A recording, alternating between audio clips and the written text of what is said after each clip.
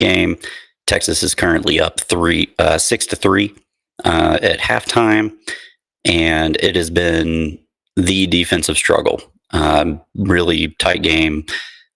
Texas has dominated, though. The score, this is one of those where the score is not indicative of how the game is actually going. The Texas defense is whooping Georgia's offense. It's very reminiscent of the Georgia Tech game last week, with the exception that Texas's defense is the best in the country. So that's going to make it a little tougher. And then, obviously, at the end of the half, you got Beck going down with an injury. So hopefully everything's okay and he'll be fine. I worry, and gosh, I don't even want to think about what the offenses would look like without him, because it's been rough. Again, Georgia's being plagued by drops on both sides of the ball. Both sides of the ball. I feel for Arian Smith.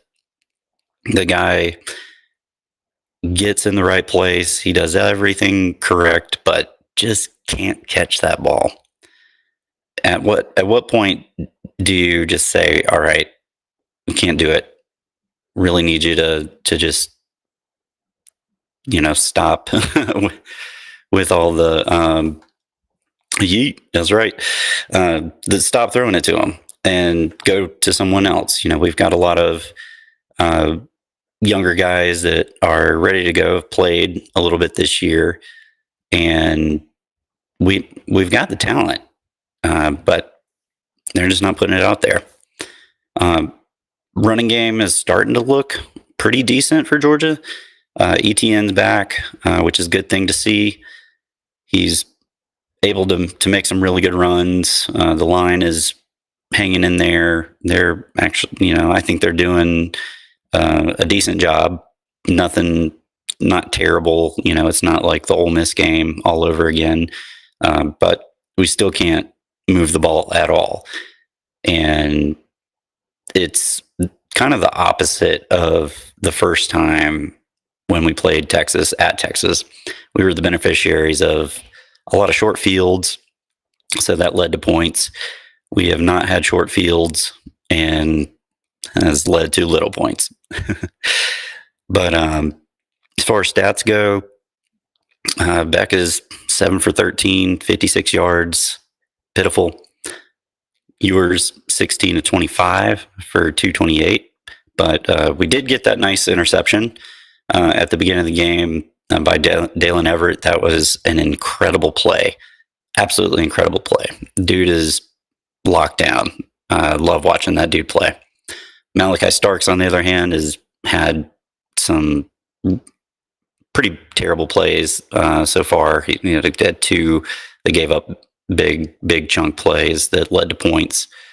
It seems like the only people at Georgia that can catch the ball reliably are the tight ends.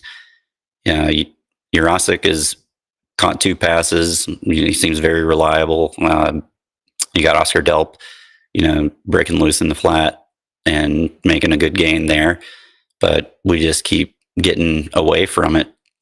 But hopefully Dawgs can turn it around and step it up, get the offense rolling, like we've seen them do so many times in the second half of games this year. One thing that is shocking, though, about this game is the number of penalties that have been called. That was really funny going into halftime.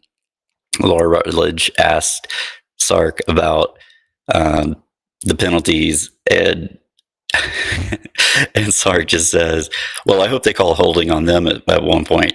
That'd be nice. And it got awkward silence. It was hilarious. It was like a scene from The Office. It was awesome. But penalties are basically keeping Georgia in the game right now, and that's not a good way to live. So anyway, tough game. Georgia's hanging in there. Proud of the way they're playing. Texas is as advertised. They're moving the ball. They're playing hell of a defense, and Georgia's really lucky that the score is only 6-3. It could have been worse. So hats off to our defense for bending but not breaking.